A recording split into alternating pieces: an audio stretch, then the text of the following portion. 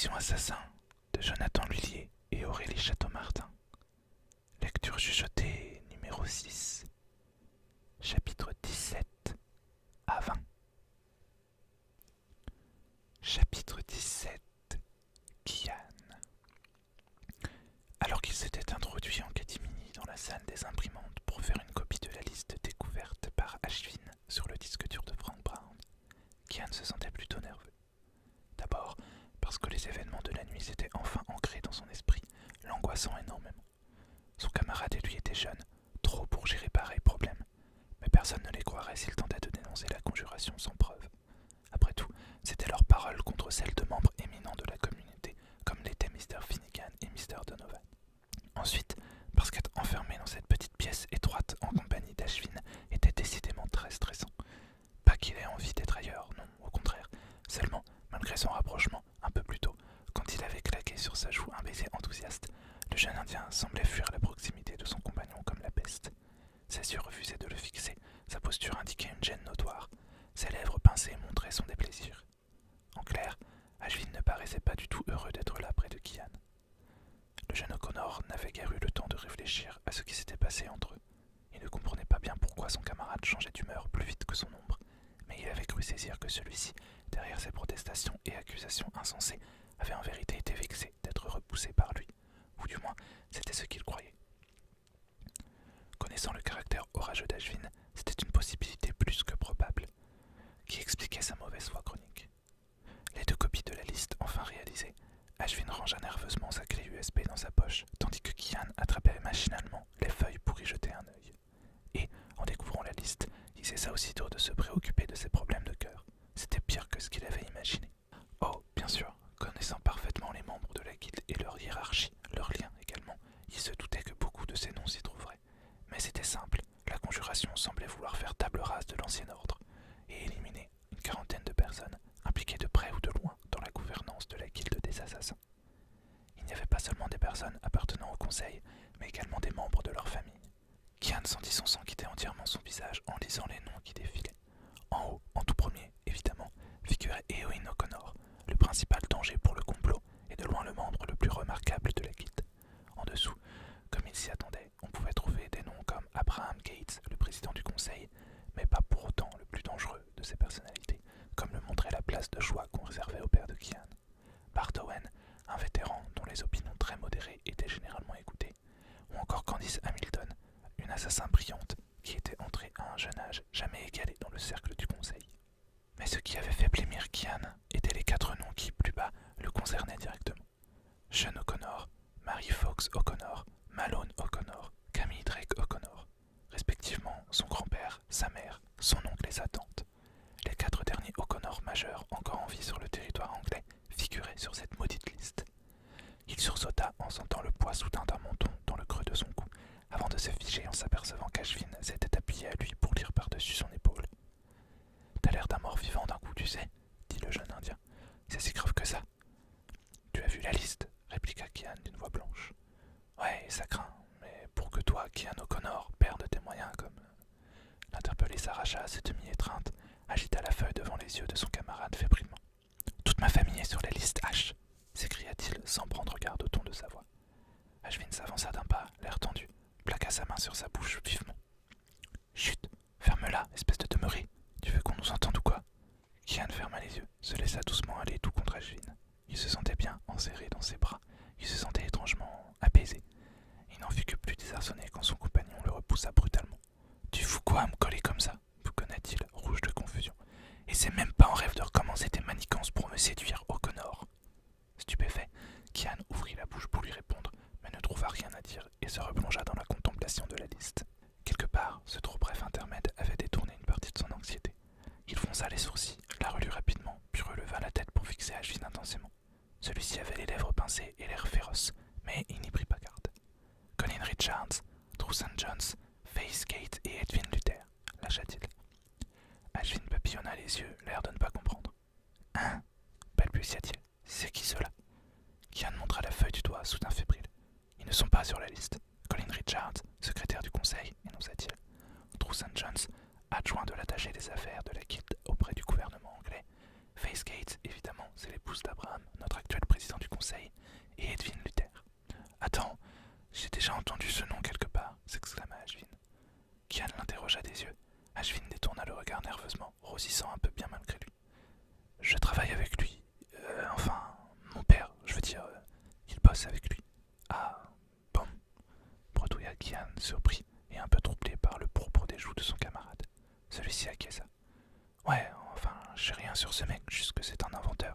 qu'il avait besoin d'un mécène pour financer ses projets.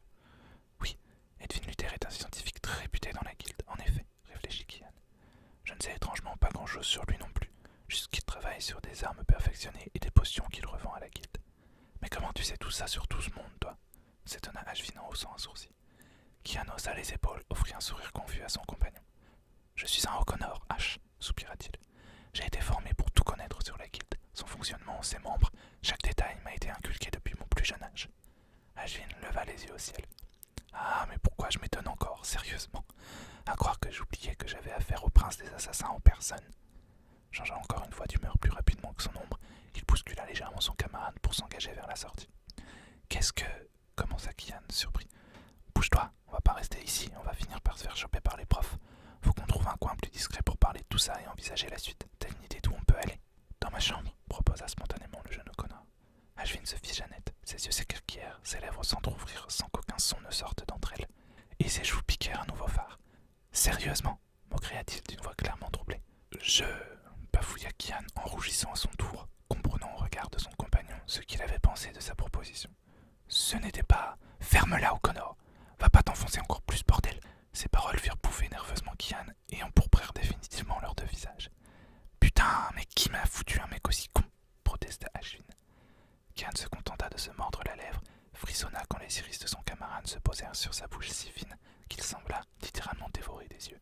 Comprenant qu'ils allaient rester pétrifiés là, sans parvenir à bouger si quelqu'un ne réagissait pas, et qu'ils finiraient par se faire coincer par un professeur ou un surveillant, Kian plia les feuilles, les rangea dans sa chemise, avant d'offrir un regard piteux à Ashvin. Allons sur le toit dans ce cas, proposa-t-il. C'est pas interdit, grommela le jeune indien. Son vis-à-vis se retint de secouer la tête d'un air aiguillé. H, on s'en fiche franchement. Je connais un passage discret et un endroit isolé. En plus, nous y serons seuls et tranquilles. Alors que les joues d'Ashvin menaçaient à nouveau de virer à l'écarlate, Kian choisit de cacher son embarras et son attirance en s'avançant. Il saisit délicatement la main de son camarade dans la sienne, planta un regard aussi assuré que possible dans le sien. On y va, proposa-t-il. On a beaucoup à faire, je crois. Chapitre 18. Kian. L'idée de se retrouver sur le toit, seul à seul avec Ashvin, n'était peut-être pas si lumineuse que ça finalement. Kian avait toujours perçu ce lieu comme sa bulle de tranquillité, celle où il s'échappait chaque matin à l'aube, été comme hiver, avant l'heure du petit déjeuner, pour s'y entraîner aux arts martiaux, solitaire, répétant les mouvements que son grand-père lui avait enseignés depuis sa plus tendre enfance. Saut, vrille, pirouette, roulade, esquive et attaque, à main nue, au poignard ou à l'éventail. Cette dernière technique n'était pas du tout étudiée à l'académie Jack the Ripper, évidemment. En vérité, c'était une marque de sa famille, un art que jeune O'Connor avait appris auprès de feu son épouse, une assassin chinoise réputée de par le monde. Première femme du doyen des O'Connor, celle-ci avait été tuée alors qu'ils attendaient leur premier enfant. Sean avait mis des années à se remettre de cette perte tragique, avant de créer une alliance avec Jane Lincoln, la grand-mère de Kian, elle aussi décédée quelques années auparavant. Le grand-père du jeune apprenti avait toujours été très présent pour celui-ci, et il l'avait plus formé encore que son propre père à l'art et la manière de devenir un assassin d'élite. Kian lui devait beaucoup. Il était très proche du vieil homme, qu'il adulait véritablement. Sur la liste des personnes de sa famille que la conjuration voulait voir disparaître, le nom de son grand-père l'avait particulièrement bouleversé. Sean O'Connor n'était pas un homme tendre, il avait sans doute tué plus de gens que Kian n'aurait su le dire. Mais il était bon, et surtout, il aimait véritablement son petit-fils, ce que celui-ci lui rendait bien. Il était hors de question que qui que ce soit touche un seul cheveu de sa tête, ni de celle d'aucun des membres de sa famille, parce que la famille, à ses yeux, c'était sacré. Pour en revenir au toit où il se trouvait actuellement avec un Ashvin dont les yeux ronds indiquaient l'étonnement, c'était son petit temple méditatif à lui, ouvert aux quatre vents, où il affrontait la pluie, la neige, la grêle et le soleil, sans jamais renoncer. Son grand-père lui avait toujours dit qu'un bon assassin savait faire fi des caprices de la nature. Quel tueur ferait-on si, au moindre obstacle, on annulait une mission? Kian avait bien appris sa leçon, et il n'y avait pas une seule fois failli. Il ne s'était pas passé un jour sans qu'il monte sur ce toit, accomplisse sa séance physique, avant de s'asseoir en lotus pour méditer, envers et contre les éléments s'il le fallait. Il percevait donc ce lieu comme une sorte d'endroit mystique qu'il ne partageait avec personne. C'était sa plaine d'entraînement et de jeu, dont personne ne connaissait l'existence. Personne ne venait ici à part lui et Ashvin. Et soudainement, alors qu'il portait un regard nouveau sur cette plateforme plutôt étroite dont la vue donnait sur tout le quartier, dont les toitures alentour étaient si esthétiques avec leur style ancien et que le soleil éclairait d'un rayon timide qui colorait le tout d'une belle couleur dorée, il eut la sensation d'avoir été transporté avec son camarade dans un tout autre univers. C'était féerique, c'était irréel, c'était romantique. Il rougit de sa pensée, lança un regard en coin à Ashvin, s'aperçut que celui-ci l'observait intensément. Ses yeux se perdirent malgré lui sur les lèvres du jeune Indien. Quelque chose, dans la manière qu'il avait de le fixer, l'attirait comme un aimant. À moins que ce soit la magie du lieu qui agisse sur eux deux. Il accomplit un pas en direction de son compagnon, qui détourna soudain la tête, les joues rouges de confusion. « C'est quoi cet endroit » grommela-t-il. « C'est ici que je viens m'entraîner chaque matin » expliqua Kian. Ashvin releva la tête, l'observa avec stupéfaction, ses yeux un peu agrandis de surprise. « Tu déconnes, tu viens ici tous les matins pour t'entraîner ?» ?»« Non, je ne plaisante pas, c'est la stricte vérité. »« Mais tu fais ça en plus de tout ce qu'on fait déjà en cours ?»« Oui, c'est mon rituel, je peaufine mes techniques, celles que mon grand-père m'a apprises et t'es complètement jeté au Connor, » maugréa Ashvin. « J'ai jamais vu un mec aussi fou que toi, sérieusement. » Kian émit un petit sourire penaud. « Je suis désolé si ma rigueur te déplaît, Ashvin s'avança vers lui, leva la main, caressa sa joue avec douceur, le fixa avec envie, ce qui fit stopper les mots dans la gorge de Kian. Celui-ci se retrouva coincé dans ses iris si sombres qui brûlaient d'un feu étrange, un feu qui rendait Kian tout chose, incapable de bouger, de détourner le regard, mais au contraire l'attirait irrémédiablement. « J'ai jamais dit que ça me déplaisait, » murmura Ashvin, avant de rougir de ses propres mots et de se désengager pour contempler les toits avec intérêt. Kian prit le temps d'inspirer profondément, chassant ses pensées troublées et la tension qui était grimpée dans ses reins. Quand il se sentit plus calme, il s'approcha de son camarade, se plaçant à côté de lui. Il le sentit se raidir. Cependant, il fit comme s'il n'avait rien remarqué. « Parlons sérieusement, » proposa-t-il. « Que faisons-nous vis-à-vis de la conjuration ?» Ashvin ouvrit la bouche comme pour dire quelque chose, mais il croisa le regard de Kian et resta finalement silencieux. « Tu as des idées » insista ce dernier. Balbutia le jeune Indien. « T'en as, toi ? Je pense que nous devrions essayer d'infiltrer les appartements de Mr. Finnegan et Mr. Donovan afin de tenter d'y dénicher une quelconque preuve. Sans preuve, je crains que personne ne nous croie si nous évoquons le complot, et nos vies risquent d'être mises en danger inutilement. » Ouais, c'est sûr. J'ai pas mal de boulot à faire sur le sous-réseau. Je pense qu'on pourrait y trouver un paquet de preuves. Il faut que j'explore ça et que je sauvegarde tout ce que je peux pour le présenter à la guilde quand on aura réuni tout ce qu'il faut.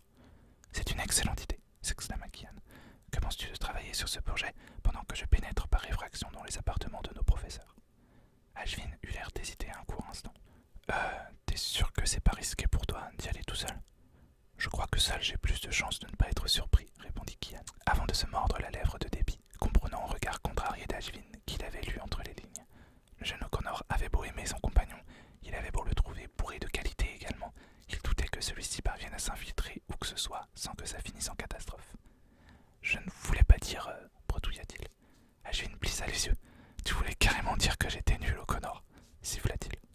Mais non, protesta Kian. Je ne le pense même pas. Tu es juste un peu, moins discret que je ne le suis, voilà tout. Ouais, en d'autres termes, je suis un assassin merdique qui n'a ni ta classe ni ton niveau. Tu as d'autres qualités, Ash, répliqua Kian, peu conscient qu'il s'enfonçait un peu plus dans son désir de le réconforter. Te donne pas tant de mal pour essayer de te déculpabiliser, O'Connor. Tout le monde dans cette maudite académie pense comme toi. Dans ce cas, c'est clairement que tu ignores comment je pense, Ash.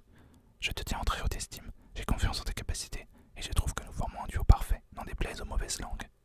Ashvin rosit un peu, sembla hésiter, puis il saisit fermement Kian par le col de son uniforme et plaqua un baiser sur ses lèvres avant de le relâcher et de se détourner vivement. « T'as la manière de te rattraper, grogna-t-il, en fourrant ses mains dans les poches de son pantalon plissé. Rouge de confusion, Kian, pour une fois dans sa vie, remarquez, ça lui arrivait souvent ces derniers temps, ne trouva absolument rien à répondre.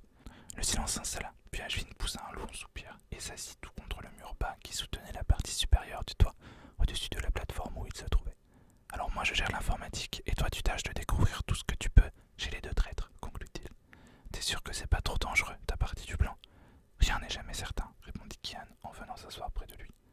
Son camarade se décala, comme s'il ne supportait pas l'idée qu'il le touche, ce qui était complètement contradictoire avec le fait qu'il venait de l'embrasser encore une fois. La complexité de leur relation rendait le jeune O'Connor tout à fait perplexe. Il avait la sensation de se faire balloter entre deux opposés. Ça n'aurait pas dû le surprendre autant venant d'Ashvin, ceci dit. Mais comme la situation faisait jouer du yo-yo à son cœur, il avait du mal à s'y repérer, et il se sentait très secoué et perturbé, vraiment perturbé. « J'y pense, bredouilla-t-il, tentant de renouer la conversation.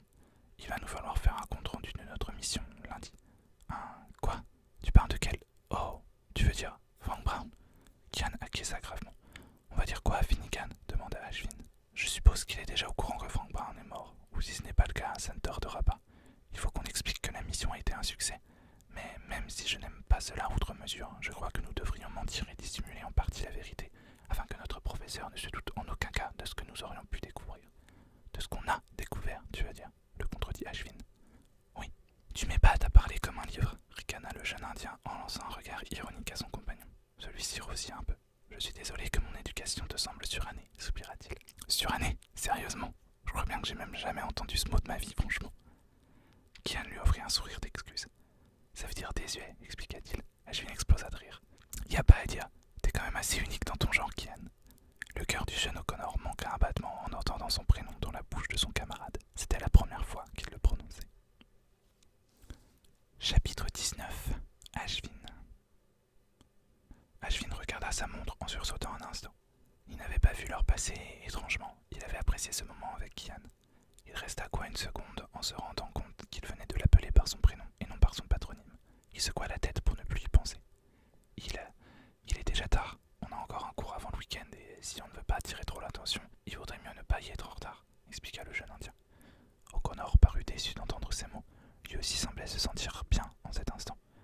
En même temps, Ashvin ne pouvait qu'avouer que cet endroit était presque magique en fait. Et il s'agissait bien là d'une raison de plus pour en partir rapidement. Sinon, les yeux et les lèvres de son camarade allaient de nouveau l'appeler à eux. Pourquoi réagissait-il comme un adolescent libidineux quand il se trouvait en sa présence? Bon, d'accord, il était un adolescent libidineux, mais ça n'excusait rien. Tu as raison, avoua Kian en se levant. Ce dernier lui tendit la main pour l'aider, tout en le fixant droit dans les yeux. Encore et toujours ces foutus yeux. Ashvin repoussa son bras et se releva par ses propres moyens, faisant soupirer son partenaire. Il le dépassa en direction de la sortie. Kian le rattrapa pour revenir se tenir juste à côté de lui. Le jeune indien s'arrêta et le dévisagea, interrogateur. Le bel Irlandais passa une main dans ses cheveux, l'air presque gêné, ce qui épata Ashvin. Tu vas rester à me mater comme ça pendant longtemps? Questionna ce dernier, impatient. Non, je me demandais seulement, puisque c'est le week-end, tu aurais pu venir chez moi pour qu'on discute un peu du complot et qu'on décide de la suite des événements. Ça pourrait être cool. Cool? Kian hocha la tête en tentant un sourire. Ashvin, lui, éclata de rire. Tu peux toujours rêver, mon grand, réussit-il à dire après avoir repris son sérieux. Tu devrais peut-être te concentrer sur la mission plutôt que d'essayer de me mettre dans ton lit. Le jeune Irlandais changea de couleur pour devenir complètement rose d'embarras. Mais enfin, pas du tout, ce n'était absolument pas mon intention. Je voulais simplement parler de la mission et... Ouais, allez, c'est bon, ne te fatigue pas, le coupa Ashvin. C'est non, et n'insiste pas. Il avait été ferme, mais pas aussi agressif qu'il ne l'aurait souhaité. Peut-être qu'il aurait aimé qu'il insiste finalement. Enfin, dans tous les cas, il avait des affaires à régler. Seul. Bon allez, il faut qu'on bouge, on va être en retard sinon. Kian acquiesça et passa devant lui, l'air complètement perdu. Les 2 heures suivantes passèrent à une vitesse de tortue handicapée. Ashvin n'arrivait pas à se concentrer sur le cours et ne savait même plus de quoi celui-ci parlait. Son esprit divaguait, au choix entre les événements récents, la mission à venir et ce qu'il allait bien pouvoir trouver de plus sur le sous-réseau Reaper. Mais toutes ces pensées venaient inlassablement être perturbées par Kian. Juste pour l'ennuyer, le jeune indien avait changé de place et s'était mis au fond de la classe. Cependant, il n'arrivait pas à s'empêcher de tourner le regard dans sa direction toutes les 5 minutes, et encore moins de penser à ses yeux, ni à sa bouche, ni... Il avait dû se forcer très fort pour chasser ses idées de son crâne, sinon quelqu'un aurait forcément aperçu la bosse dans son pantalon. Mais pourquoi ce mec lui faisait-il autant d'effets? Il le détestait à la fin. Du moins, c'est ce qu'il avait toujours cru, mais en y réfléchissant, il n'avait jamais vraiment fait d'effort pour apprendre à le connaître. En même temps, quand votre père vous répète tous les jours que les O'Connor sont des enfoirés de première et qu'ils devraient être éradiqués de la guilde et de la terre, ça n'aidait pas vraiment. Un frisson le parcourut quand tout cela revit surface dans sa tête. Il détestait penser à son père, bien qu'il y soit régulièrement obligé. Il fallait absolument qu'il se renseigne mieux sur les affaires de son paternel. Ça ne l'étonnerait pas qu'il soit de mèche avec des traîtres. Malheureusement, si c'était bel et bien le cas, il se retrouvait lui-même de mèche avec ses ordures, par extension. Et ça, le jeune homme ne pouvait pas l'accepter. D'accord, il l'avouait, il n'était pas le meilleur assassin. Oui, bon, vraiment pas. Mais après tout, il n'avait jamais voulu intégrer cette école de malheur. Il n'avait tout simplement pas eu le choix. Cependant, ravi de se trouver là ou non, il était tout sauf un traître et il n'accepterait pas d'en devenir un. Jamais.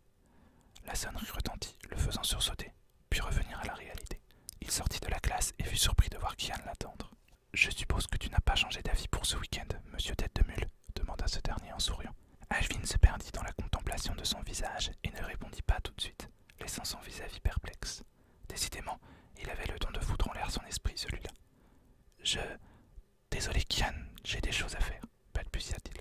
Il secoua la tête et rajouta pour la forme, mais aussi juste pour le voir rougir un peu. Mais n'imagine pas que ça m'aurait plu, hein. Faut pas exagérer. Tant pis pour toi, tu devras te tripoter tout seul. À peine ces mots prononcés, O'Connor devint effectivement écarlate. Ashvin éclata de rire et lui envoya une tape amicale sur l'épaule, avant de le laisser là, encore et toujours confus de son comportement. Chapitre 20. Ashvin. Le lendemain, Ashvin n'émergea pas avant 15 heures. Il n'avait quasiment pas dormi la nuit et n'avait cessé de se retourner dans son lit pendant des heures avant de tomber de sommeil. Il s'était réveillé en sursaut et en sueur. Il passa un boxer après avoir décidé de se lever à contre-cœur, l'esprit complètement embrumé. Du travail l'attendait, et pas qu'un peu. Avant de descendre, il regarda, appuyé sur la rambarde de la mezzanine, le loft dans lequel il habitait maintenant seul depuis presque un an. Ça ne le dérangeait pas vraiment, il aimait la solitude. Pourtant, ce silence lui pesait parfois. D'ici, il avait une vue parfaite sur le salon et sur l'immense bibliothèque située à plusieurs mètres en face. Le tout était très moderne et complètement à l'opposé de l'appartement dans lequel il se trouvait il n'y a pas si longtemps avec Kian. Il descendit enfin le large escalier de métal et se dirigea directement vers la cuisine, le tout en se frottant les yeux. Quand sa vue finit par faire le point, il sursauta et poussa un cri en apercevant une silhouette dans la pièce. Il se mit aussitôt en position d'attaque. Le loft ne contenait quasiment aucune cloison, mais la cuisine était le seul endroit qu'on ne pouvait pas voir depuis la mezzanine, puisque celle-ci se trouvait juste en dessous. Le temps gris, le manque de lumière et son état d'esprit n'avaient pas facilité sa visibilité. La personne qui se situait devant lui leva les mains au ciel en signe de rémission avant de s'avancer doucement. « Du calme, Ash, c'est moi !» La mâchoire de l'adolescent se décolla d'elle-même. Il quitta sa position de défense, qu'il imaginait ridicule, n'ayant jamais été doué au combat rapproché, et s'avança pour vérifier qu'il s'agissait bien d'O'Connor. Une fois la confirmation visuelle passée, il se détendit un peu. En fait, il ne savait pas vraiment ce qu'il ressentait concernant la présence de l'autre adolescent chez lui. « Non mais t'es sérieux ?» s'exclama-t-il. « Tu fous quoi ici ? Mais attends, comment tu connais mon adresse en fait ?»« Calme-toi, » répondit Kian, les paumes toujours levées. « Je voulais avoir de tes nouvelles. Tu ne répondais pas à mes SMS, alors je me suis inquiété et je suis venu. »« Parce que t'as aussi mon numéro de téléphone ?» s'offusqua le jeune indien. « Depuis quand ? Non mais t'es juste un gros psychopathe de stalker en fait, j'hallucine quoi. Heureusement que je me suis réveillé, sinon tu m'aurais sûrement violé pendant mon sommeil. » Kian baisa une main et passa l'autre dans ses cheveux en levant les yeux au ciel. « Eh bien, pour tout te dire, ça fait plus d'1 heure que je suis là, mais je t'assure que je n'oserais te... » Ashvin pouvait voir son visage grossir malgré le peu de luminosité. Il éclata de rire. « Tu es vraiment l'unique personne qui me déstabilise autant, Ash. Tu passes de la colère à la gaieté en à peine quelques secondes, c'est perturbant. » L'intéressé haussa les épaules tout en gardant son sourire. Un léger silence s'installa, seulement entrecoupé par le son de la pluie tombant juste au-dessus d'eux. Ashvin remarqua alors que le regard de son vis-à-vis était dirigé vers le bas. Il suivit le même chemin de ses yeux en baissant la tête et se rappela qu'il était quasiment nu. « Ben c'est ça, t'as qu'à te rincer l'œil !» lança-t-il avec humour. « Pervers, va !» Il se retourna et se déplaça vers le canapé pour récupérer un t-shirt. Il avait fait exprès de se déhancher avec impudeur afin de faire rougir davantage son invité imprévu. Sans trop savoir pourquoi, tout d'un coup, il se sentait d'une humeur anormalement joyeuse, mais aussi taquine. Après avoir enfilé quelque chose de plus décent, il alluma la lumière et se rappela que son loft était loin d'être le mieux rangé du monde, bien au contraire. Vêtements qui traînaient un peu partout, tout comme de la vaisselle et des emballages vides. Franchement, laisser un ado vivre sans adulte n'était pas la meilleure des idées, pas qu'il ait tellement eu le choix, cela dit. « Pardon pour le désordre, je n'attendais pas de visiteur, » s'excusa-t-il. « Pas de souci, tu n'as pas de domestique. » Ashvin éclata de rire à nouveau. « Ah ben désolé princesse, hein, on n'habite pas tous dans un château. » Ta demeure n'est pas pour autant un taudis, Ash, même si tu t'appliques à la rendre insalubre, visiblement. Il me semblait que ton père était loin d'être sans le sou, et j'imaginais qu'il aurait des moyens de se payer ce genre de service, pour dire vrai. Le visage du jeune indien se durcit à l'évocation de son géniteur. Kian le remarqua tout de suite, s'approcha de lui et posa sa main sur sa joue. « Désolé, je n'avais pas l'intention de te blesser ou... » Ashvin repoussa la paume violemment et se détourna de lui. « Bon, voilà, tu es venu me harceler, tu peux te casser maintenant, j'ai du boulot. »« Oh, c'est donc toi qui es de corvée de ménage, je comprends mieux, » plaisanta Kian. « Non, vraiment, ne t'essaie pas à l'humour, s'il te plaît. Pourtant je te vois sourire, même de dos. »« Ta gueule, O'Connor !» s'exclama Ashvin sans pour autant être agressif. Il se dirigea vers la table de la salle à manger et alluma l'ordinateur portable qui était posé dessus. Il se retourna en direction de Kian. « Sans vouloir te chasser... Ah ben si, en fait, je veux carrément te chasser. Je serai plus efficace si je suis seul. Je te contacte dès que j'ai du neuf. Si j'ai bien compris, tu m'as laissé un texto, donc j'ai ton numéro. » Il saisit le téléphone posé à côté de l'ordinateur, le déverrouilla et nous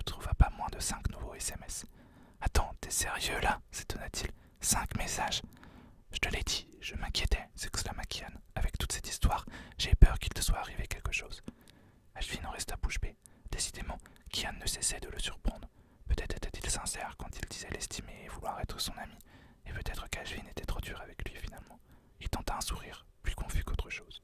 Sans rien répondre, il s'assit devant son ordinateur. Je suppose que je vais te laisser rentrer chez moi alors, intervint Kian avec dépit. Le jeune indien ne se retourna pas et se contenta d'un rapide signe de la main. Il essaya directement de se connecter au sous-réseau de la conjuration, dissimulé au sein du réseau Reaper. Ce fut un échec total. Il réessaya, mais rien n'y fit. Merde, merde, merde, exclama-t-il. Tout va bien, demanda Kian, qui se trouvait sur le pas de la porte. Non, non, tout ne va pas bien, non. Putain, c'est pas vrai. O'Connor se rapprocha de lui presque aussi vite que la lumière, sans pour autant surgir ni déplacer la moindre particule d'air. Ce type devait être un magicien, c'était impossible autrement. Tu m'expliques, demanda-t-il avec douceur. Ah ben c'est simple, les codes ont changé. Putain, mais je suis vraiment débile. J'aurais dû le prévoir, évidemment que les codes changent, c'est un réseau caché dans le réseau le plus sécurisé du monde. On va faire comment maintenant? Les mains de Kian vinrent se poser sur ses épaules et commencèrent à le masser doucement. Il se laissa faire en fermant les yeux. Calme-toi, H. Ça va aller, chuchota le bel Irlandais à son oreille. Je te fais confiance. Tu as craqué le code une fois, tu réussiras une deuxième fois, et même une troisième si tu en as besoin. Sincèrement, je n'ai jamais vu quelqu'un d'aussi doué que toi avec l'informatique. Ashvin éclata de rire. Pourquoi t'exclaves-tu? Demanda Kian confus. Je suis sérieux. Oui, je sais, juste. Je suis en train de me dire que si je suis Felicity, tu dois sûrement être Arrow. Je n'ai absolument aucune idée de ce dont tu parles. Qui est cette Felicity? Non mais sérieux, y a pas la télé dans ton château de bourgeois ou quoi? Ashvin se retourna amusé pour découvrir un Kian embarrassé, promenant ses doigts dans ses cheveux. Évidemment qu'il n'y a pas de télé, je suis bête, dit-il. Vous passez votre vie à vous entraîner pour entretenir votre statut de maître assassin, pas le temps pour une bonne série. Bref, merci de croire en moi, Kian. Ça me touche, sincèrement. Un silence s'installa quelques instants. Pas un silence gêné, ceci dit. C'était beaucoup plus agréable que ça. Un de ces silences où tout le monde se sentait bien et que personne ne semblait vouloir briser. Malgré ça, Ashvin avait une mission, et il ne pouvait pas l'accomplir si Kian était là pour le perturber. Je n'ai pas envie de te chasser, mais j'ai besoin d'être seul pour pouvoir me concentrer, tu comprends? Tenta d'expliquer le jeune indien. Je comprends parfaitement, H. J'ai d'ailleurs moi aussi besoin de concentration. C'est ce soir que j'infiltre les quartiers de Mr. Finnegan. Oh. Ashvin ne savait pas comment réagir. Pour la première fois, il ressentit de l'inquiétude envers son partenaire. Il ne désirait sincèrement pas qu'il lui arrive quelque chose de mal. Cependant, il ne réussit pas à exprimer ses pensées comme il l'aurait désiré. Kian soupira. Sans que personne ne dise quoi que ce soit, il se dirigea vers la sortie, laissant Ashvin planté au beau milieu de son salon. Kian, attends, s'exclama ce dernier. Il courut pour rejoindre l'Irlandais qui s'était retourné et semblait confus. Sans réfléchir, il saisit son visage entre ses mains et l'embrassa tendrement. S'il te plaît, reviens-moi entier. Il avait soufflé ces mots, baissé la tête et refermé la porte avant que Kian n'ait pu réagir.